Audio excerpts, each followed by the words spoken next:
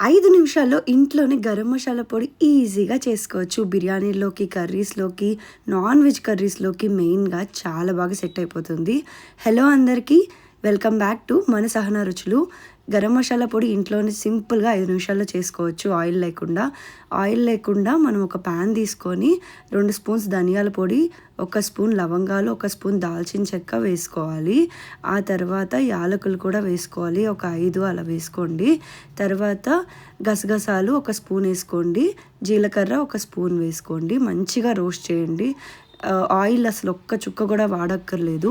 తర్వాత ఇవి కొంచెం చల్లారబెట్టాలన్నమాట. కొంచెంసేపు పక్కన పెట్టండి.